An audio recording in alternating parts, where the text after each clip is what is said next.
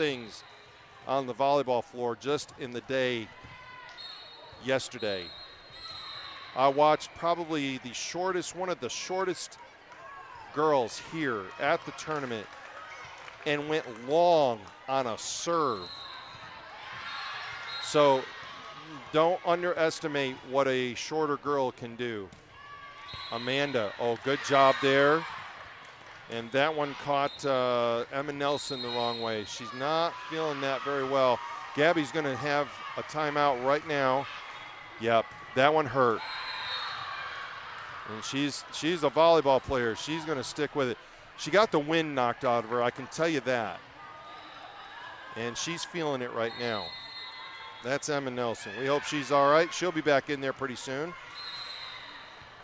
But I tell you what, folks, I've seen a volleyball hit people just the right way in the gut, and it sucks the air right out of you. And that one caught her just wrong there. She's tough. She'll be back. We've had girls playing with chipped teeth. I mean, buddy, you think hockey players are tough? Check out a volleyball player. Amanda Schaffner's going to serve here. Now, Gabby took that timeout. She might have done it for Emma's sake. You don't normally take a timeout this early in a game, but score 6-0, you might, because you want to try to keep this thing close because it's game one.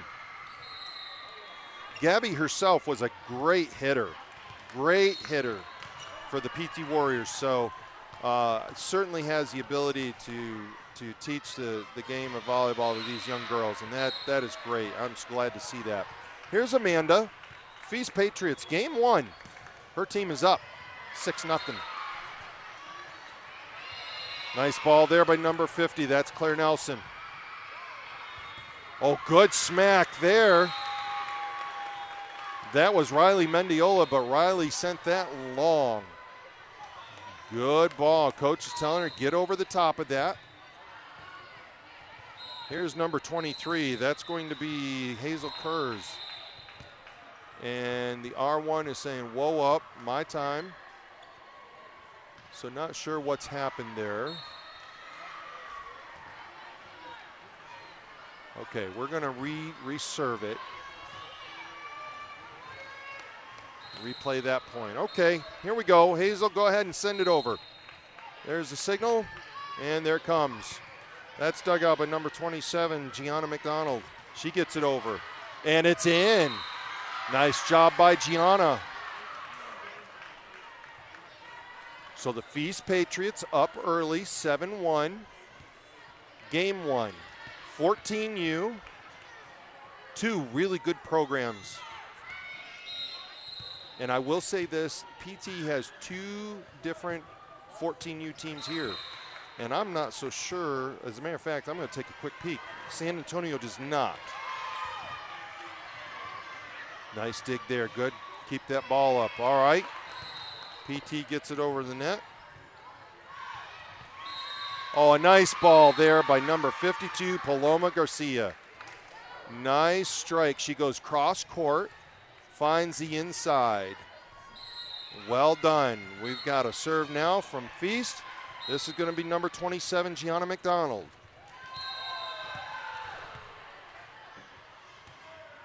And she gets it over. That's dug out. A nice set there by number 48. That was Mackenzie Bergman. Oh, going line. Got it. Paloma goes to the left line again, and PT played it. And that was a tough one. Couldn't see if it was going to stay in or not, but you can't take the chances, folks. For a ball that you think is going to go out, so many times it stays in, and you have to be really good at judging it. Whoa, there's another one where Emma dipped her head. So Emma is ducking down, and the people behind her are having a tough. Emma's got a little size to her in terms of height, and so it can make it tough if girls aren't moving around. All right, here's Gianna in the net. I said in the net. It was going to go in the net until her teammate deflected it up and over. It almost looked pretty cool. Like, yeah, that should have been played.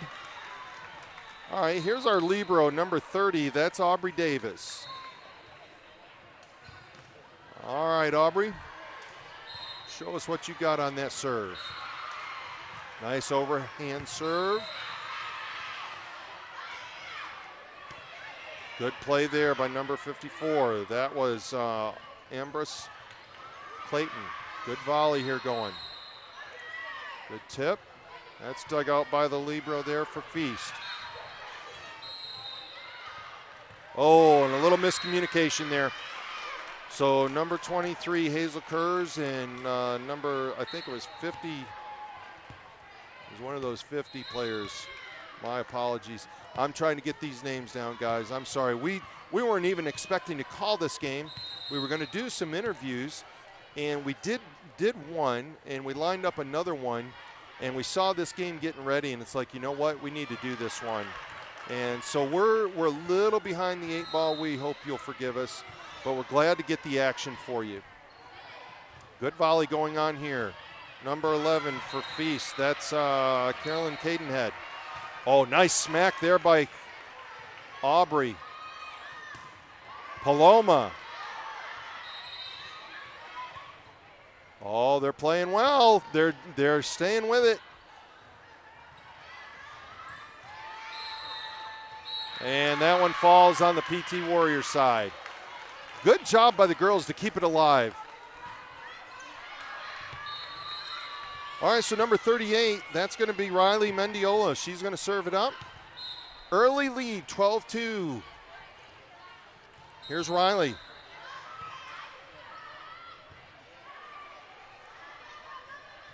Oh, found a good hole. Good save there by number 29, Amanda Schaffner, but couldn't get her teammate to help her out. All right, so serve over to PT, and this is going to be Emma Nelson. And set there. Paloma gets it over. Oh, good job getting it over there. Oh, Aubrey had a line on it. Aubrey was going to take that and had a teammate stepped in front of her. I think Hazel got in the middle of that one. I'm not sure, but I think I would rather have 2 girls going after it than nobody at all. All right, so number 19, Liberty Gould is going to come on for Feast. She's one of your shorter girls, and I told you earlier, don't underestimate size. Here's Liberty. She gets it over. Uh-oh, tough pass. Yeah, that's a tough pass right there from the PT Warriors. We saw earlier in the 18U game with Southwest Louisiana and Wichita, Southwest Louisiana had a tough time passing the ball near the net, especially. And that one right there for PT didn't go well. All right, good job, PT gets a point. Middle of game 2, 14-4. And PT needs to string a few together. Number 47, that's going to be Katie Beckham. Katie's going to come on the floor. She's going to serve. All right, Katie, send it over. Here's her. Ooh, didn't quite get it over the net. Tough one there. Feast Patriots, and Paloma's going to go back to the service line. Paloma doing well with her hitting. She likes to hit, looks like from the left side. That's where she's been hitting so far. Here's Paloma's serve. Ooh, caught the top. Got the tape there on the net. That ball does not go over, so they return the favor. So a couple of service errors in a row. And here's number 37 for PT. That's going to be Kaya Frank. All right, Kaya. Nice overhead serve. Oop, that's going to go out. All right. And you will find that in the 14U age groups, the serving is a little more inconsistent. You would expect that. But I have seen some nice serves from 14U girls, no doubt about it. All right, so we've got Claire Nelson on the other side there. I believe we've got Ambrose Clayton. We got number 48, Mackenzie Bergman. Oh, that's a tough one by Claire. She couldn't quite handle that one. And Coach Gabby out there having a word with her. All right, here's number 37, Alyssa Becca. She's your libero for Feast. She's getting ready to serve. Serve is up and over. Nice serve. Was heading to the right line on the other side. Nice job. And a timeout, I think, by PT. Did not see who that timeout was assigned to. So this is the middle of game 1. And 18-5. The Feast Patriots are up. Good match going on here. This floor is actually behind. They started late on this floor, and then the first match this morning, the Wichita Defenders and Southwest Louisiana Knights went 3 games. And so this floor is way behind right now. We're on floor, you're watching floor number 9. Nothing happening on floor 10. Later on will be our gold ball showdown games. Teams coming back out on the floor. Alyssa Becca is getting ready to serve for the Feast Patriots. 18-5, her team is up. She's trying to take them home to game 1. Here's her serve. Good serve.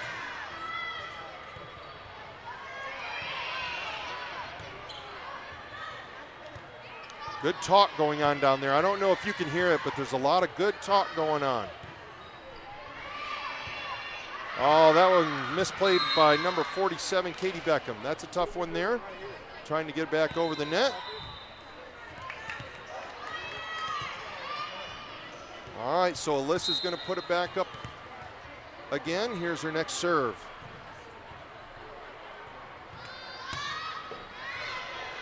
And, oh, a tough one there for Ambrose Clayton. Ambrose trying to set that ball. 20-5, Feast is up at the moment. By the way, if scores are nothing, folks, I have seen so many games just switch on the momentum. It's incredible. Oh, great serve. A great serve by Alyssa Becca. And she's finding the feel for it. That one was probably the best of the ones that she's got in her current rally.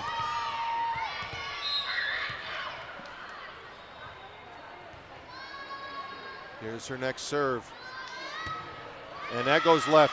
You know what's really interesting about her serve? When she throws it up, she looks like she's taken a long time to bring her hand forward, and all of a sudden it smacks that ball, and there's a lot of speed on it. That one she waited just a tad long, and it went left. But a nice job by Alyssa Becca. All right, that was Ambrose Clayton that just served that up. Paloma gets it over. That's dug out. Good. Way to keep that ball alive. Number 48. That was Mackenzie. Mackenzie Bergman gets a critical point there for PT. Now they need to run some points here. Let's see what Ambrose can do. And we've got, who was that? That was Aubrey that just came on the floor, the libero. Here we go, Ambrose, and nice serve there. Nice set there by number 18. That was Reese Bryant. Oh, good. Way to get that over there. That was number 23, Hazel Kurz. Paloma's on the left side over there. Oh, nice job there, Aubrey. Good job. Oh, good smack. Good job. Good action here.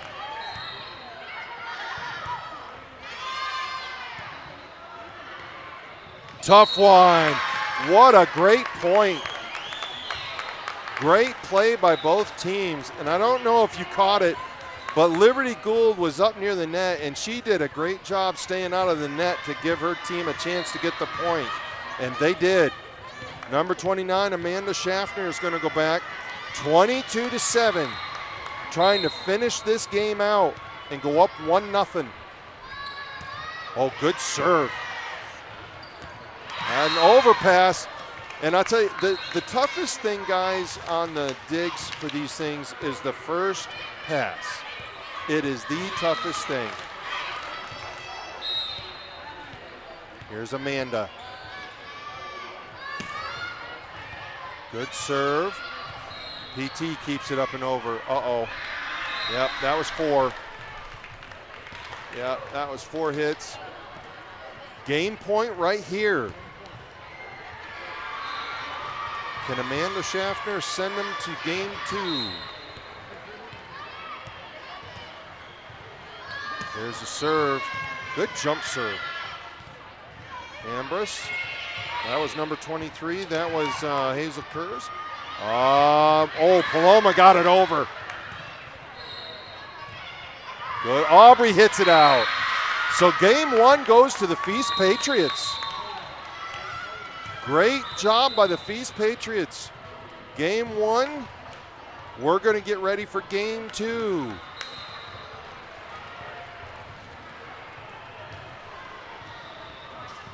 Just to give you a little update on things that are going to be happening later today, going to have your Gold Ball Showdown games starting around 5 p.m.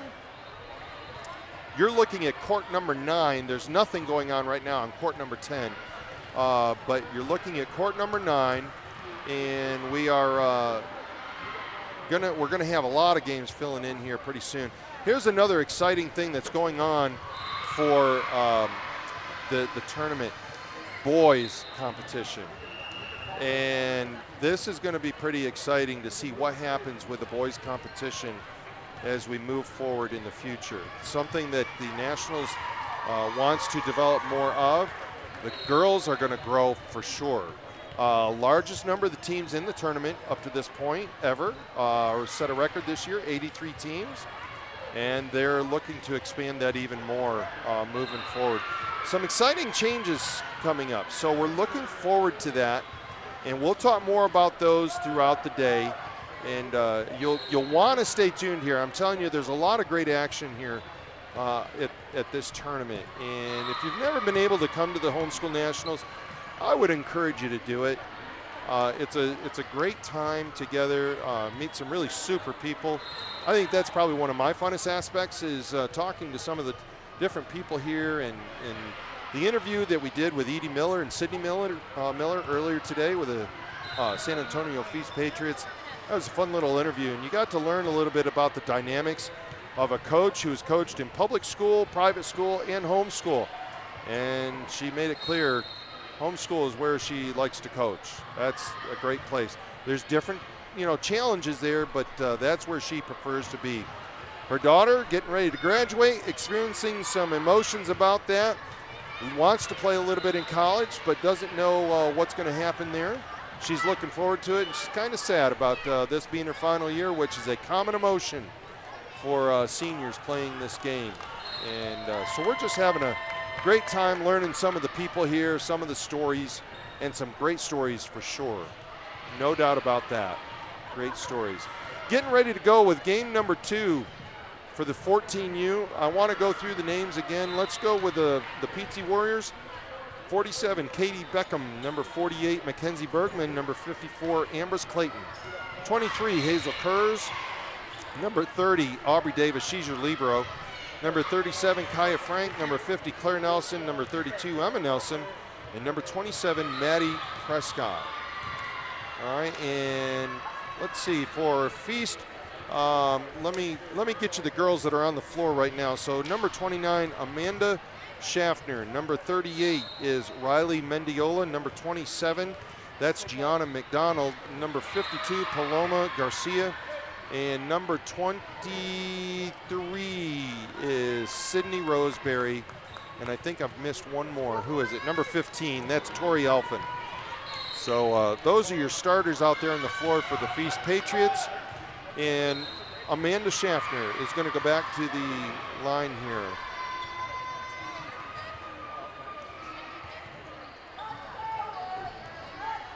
Amanda waiting for the signal. R2 is done. Oh, nope. Checking one more lineup here. So just for those of you that are not familiar with volleyball, or maybe the nuances of starting games, first thing that has to be done, the R2s have to get the starting lineups and make sure that they're in the proper positions to start the game. And then make sure the liberos get on the floor when appropriate. Not every team will put a libero on, but many do. Liberos cannot be on the floor to start a game, not allowed to. Liberos have a very interesting set of rules they have to play by. Maybe we'll talk about a few of those a little bit later. That's misplayed by number 47. Katie Beckham had a hard time handling that ball. Her teammates having some fun with her. That's great. Amherst Clayton down there just shaking her shoulders. All right, here's Gianna. No, I'm sorry. Who was that back there? I'm sorry. Amanda Schaffner. There we go. Ambrose sets it up. That's it over. Oh, just out. Not by much, though. That was Mackenzie Bergman that went cross court, just missed it a little bit. So we're off and running game 2. Feast is up 2-0 early, and they're up a game. Here's Amanda's serve. Tough one there by Mackenzie. Yeah, Mackenzie had a tough time handling that first hit. I just love to see the fun these girls have. It doesn't matter if something happens that was a mistake. I mean, just smile and have some fun. Here's Amanda. That one's dug out by number 23. That was Hazel Kurz, and misplayed after that. Oh, what do we got? Illegal shift. Point over to PT. Illegal rotation there. So the PT Warriors get a badly needed point, 3-1. They've got to get this game if they want to stay in it. So this is going to be a tough one here. In the net. That was Ambrose. That's a tough one. We talked about this a little bit earlier. We talked about the inconsistencies sometimes that you'll see with a 14U team serving. But it happens, but there are some great servers. And sometimes even a girl that just totally botched one, she might be a really good server. You just never know. Good point there by the PT Warriors. They drop it on the other side of the net. Number 23, Hazel Kurz, is going to go back to the line. All right, Hazel, what do you got down there, girl? So number 27, Maddie Prescott, just comes in for the PT Warriors. Here's Hazel.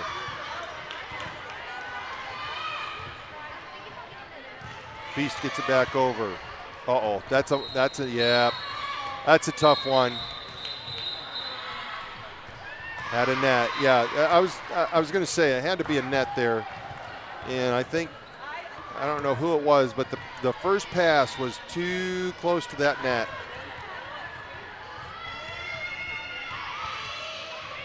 All right, so number 43, Lucy Wheeler, is going to come on for Feast, and we have got number 38, Riley Mendiola, back there to serve. Riley gets it over. Ooh, misplay, but kept it up.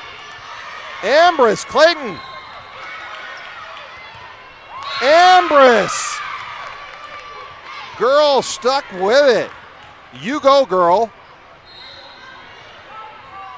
Keeps her team in it. That's a big point. That is a huge point. That could be a turning point right there. Ambrose gave a lot of hustle on that and got that ball over. All right, here's Aubrey. Aubrey's going to serve it up. There's the serve. Ooh, just missed. Aubrey Davis just missing. That's a tough one. All right, so we got number 19, Liberty Gould, coming onto the floor. Number 27, Gianna McDonald, just went off. Here's Liberty's serve.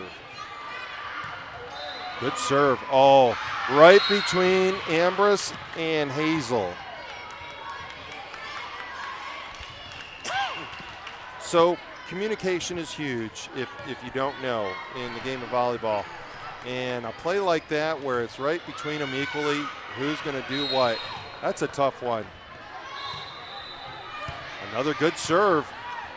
Oh, and a back tip and just missed.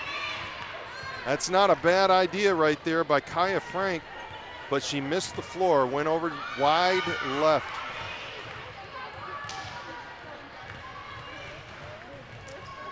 All right, Liberty up with her next serve, extending the lead. Good dig. Kaya gets it over. Oh, nice. And Kaya wasn't trying to set it for anyone. She just got it over, and actually it worked out really well. All right, so number 32, this is going to be, hang on here, Emma Nelson. Oh, Emma puts it in the net. All right, so score is 9-4. Feast is up. Is that Lucy getting, no, that is not Lucy getting ready to come back on. That is Reese Bryant. Reese is coming on, and number 55, Georgia McCullough, is coming on. Georgia's going to go up to the front. Reese goes back to serve. Here's a serve by Reese. Nice serve. Oh, boy, I tell you, I love the effort that PT is giving. The effort is great. Can't fault it at all. Good serve by Reese. She kind of hit it right smack in the middle. Let's see if she does it again. And she catches the net. Catches the net. All right, so the PT Warriors needing to string things together. This is number 27, Maddie Prescott. Maddie's going to serve. Maddie, where's your serve there? There it is, and oh, and catches the top of the net. Service errors are hurting PT right at the moment.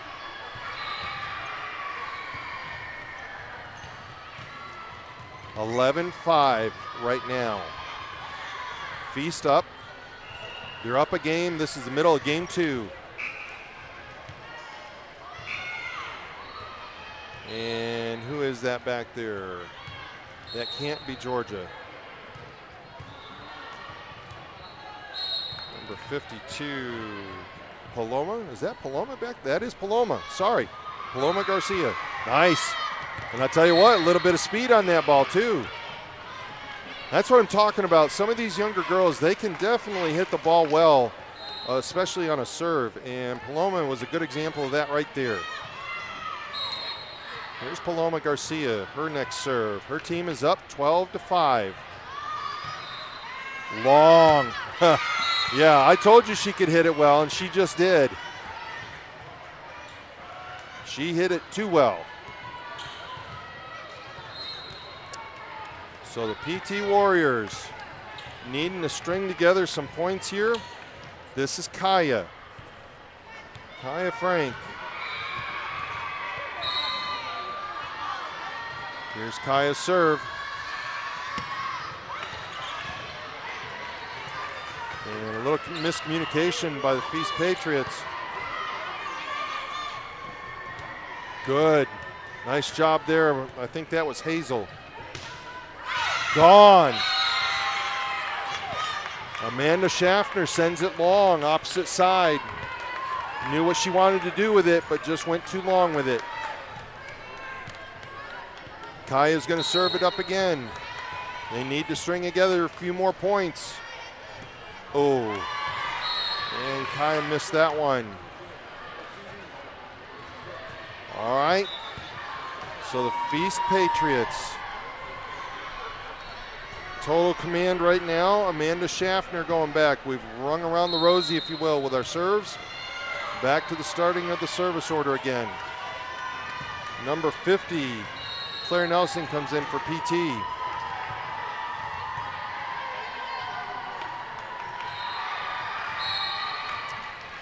And the ref calls for the serve. Ooh, tough one there, misplayed by number 47, Katie Beckham. Just got to straighten that out, Katie. You'll get it. You'll get it. Coach Gabby telling her to get square in front of it, stay square to the net. Ambrose, oh, Ambrose went the wrong way with it. That was a That was a tough play there.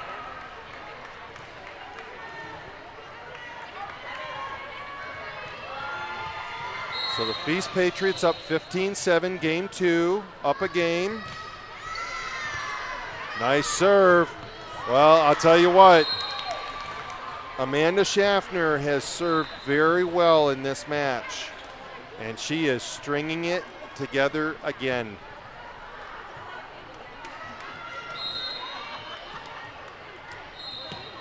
Here's Amanda's next serve. Yeah, she's a serving machine right now. Yep, yeah, I was gonna say this is time for a timeout, and Coach Gabby did just that. So she's gonna use her second timeout here. 30 seconds on the timeouts. They do not give you a full minute. So when you take a timeout here, you better know what you want to talk about and be ready to speak it as soon as they get over there, because you're not gonna have much time to say it. This is girls 14U. Court 10 getting ready to go, and this looks like Oklahoma City Storm and CRU. And that is a 14U game. I believe it's a 14U. It looks 14U. Hard to say because we have 18U, 16U, 14U, and 12U here. I don't think we have any 10U teams. I will take a look at that a little bit later. Do have boys teams. Here's Amanda. Good serve. Boy, I tell you what, Amanda Schaffner is a serving machine at the moment. And she's really doing a great job of putting balls in very tough places. Keeping it in play. Good jump serve. There we go. Ambrose gets it over for PT.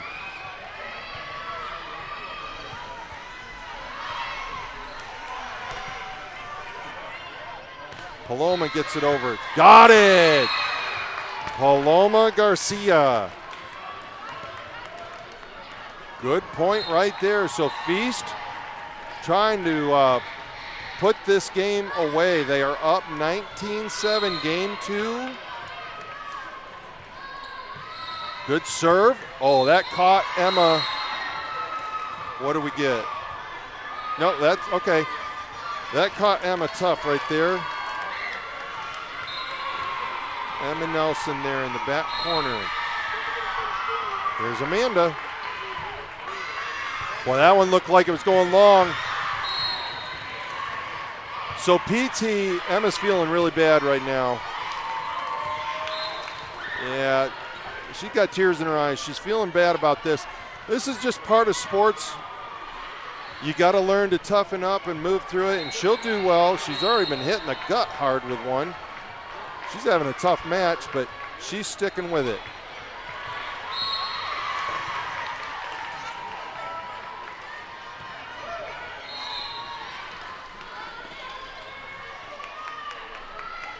All right, Amanda Schaffner trying to close it up, 22-7.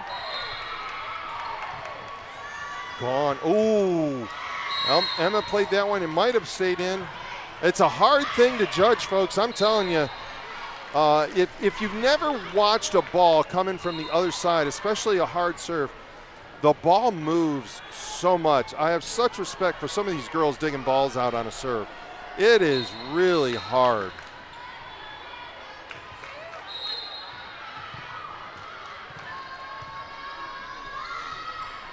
Good serve by Amanda. And got it.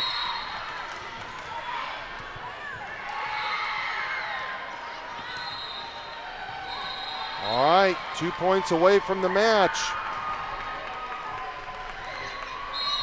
Amanda trying to close it up.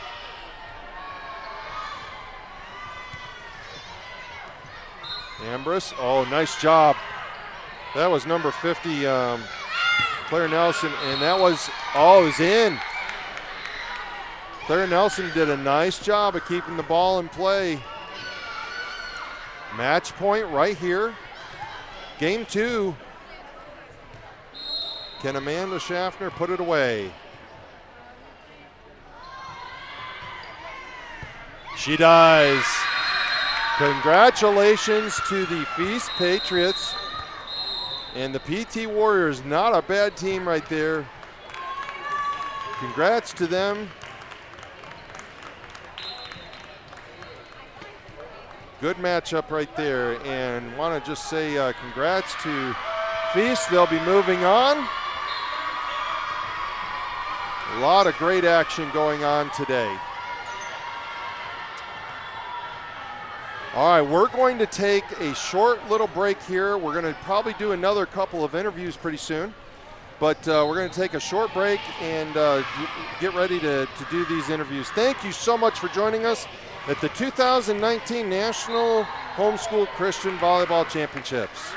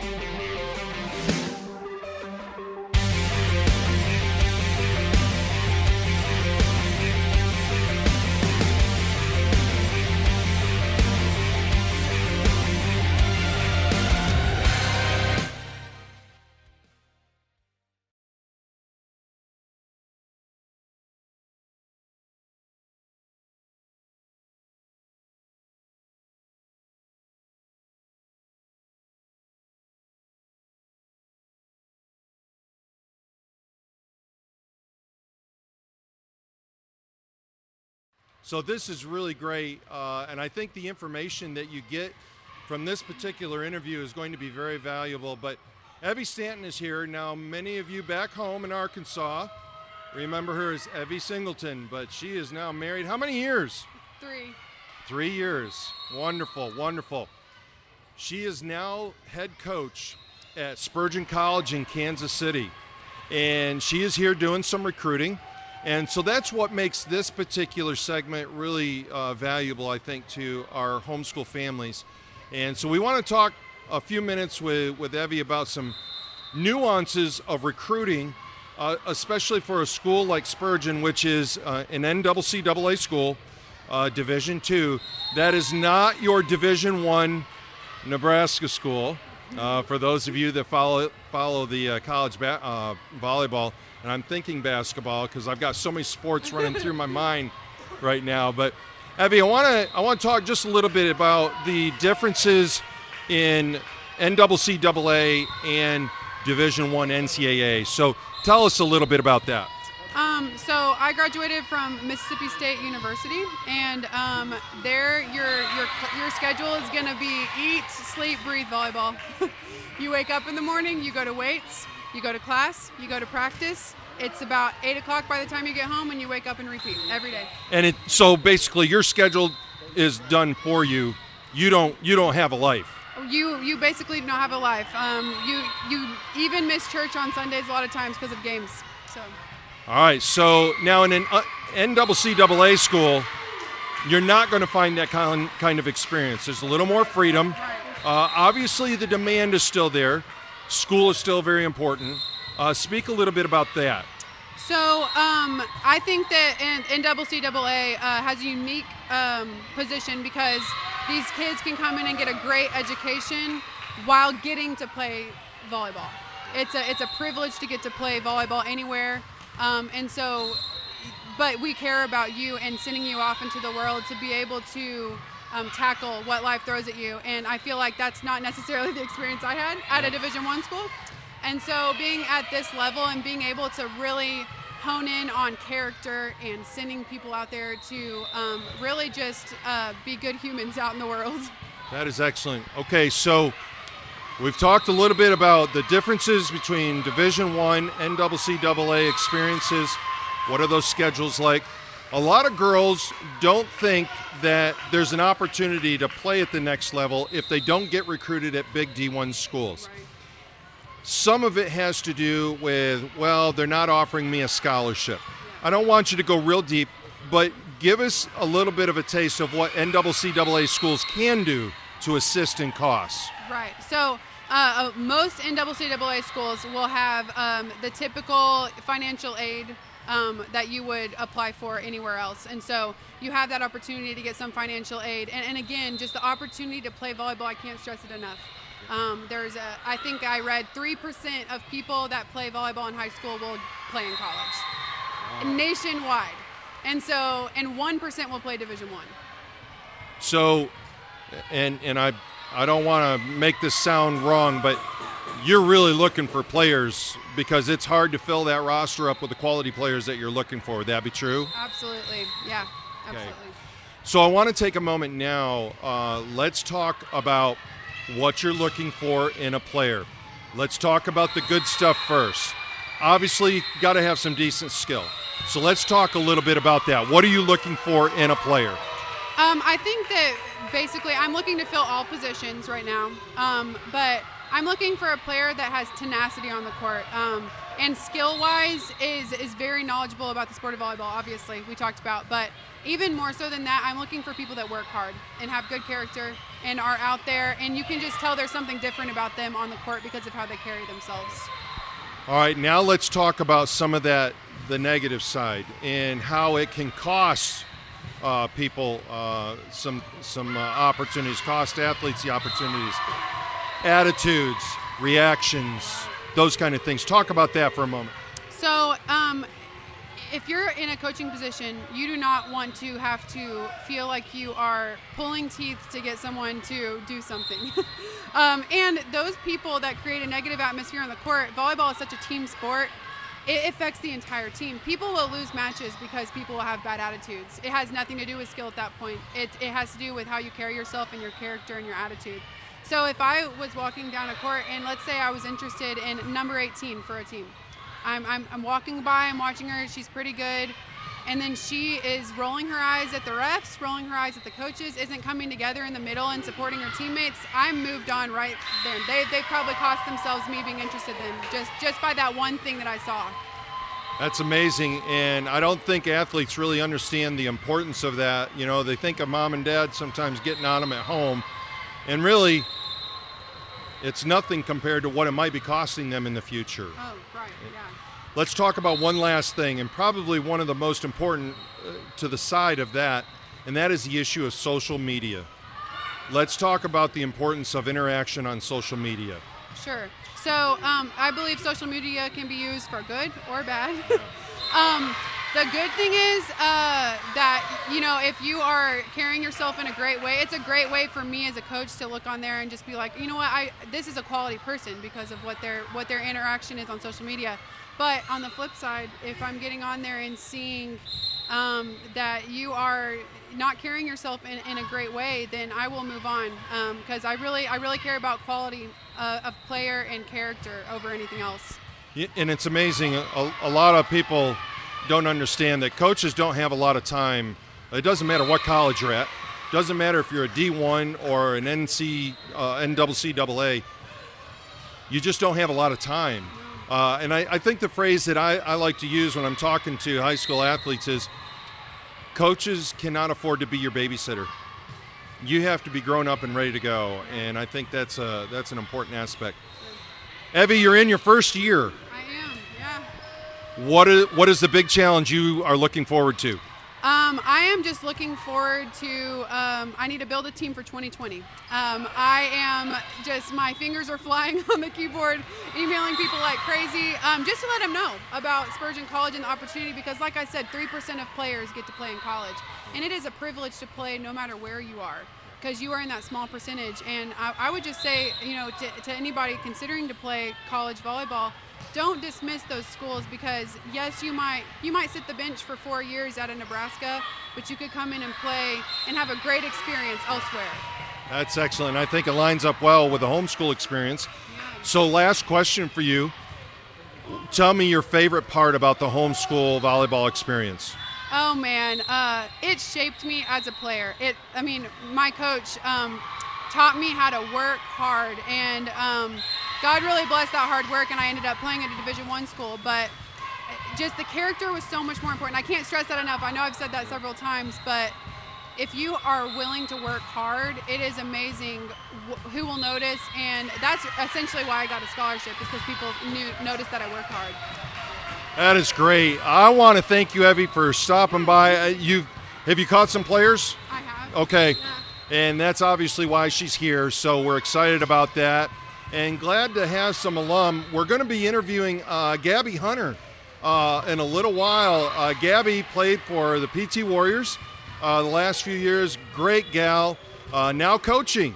And it's great to see athletes like Evie from the past, Gabby Hunter, getting involved with the homeschool community. And actually, Evie, for you, on a higher level, being able to help some of these homeschool athletes. So thank you so much. Thank you. Appreciate your time.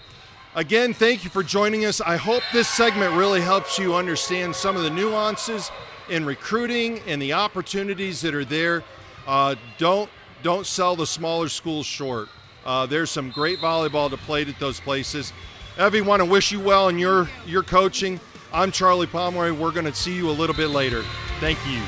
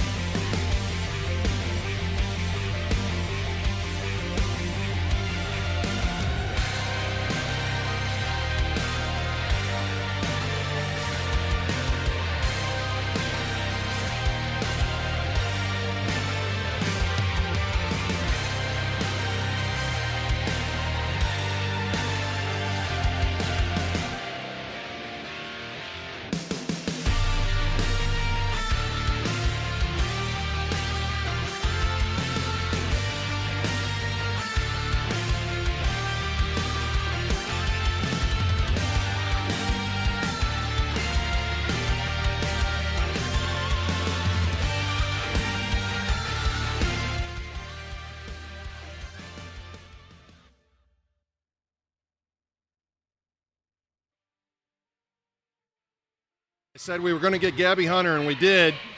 She has been running around here, although if you saw her foot right now, she's not running too well. She's got an injury there.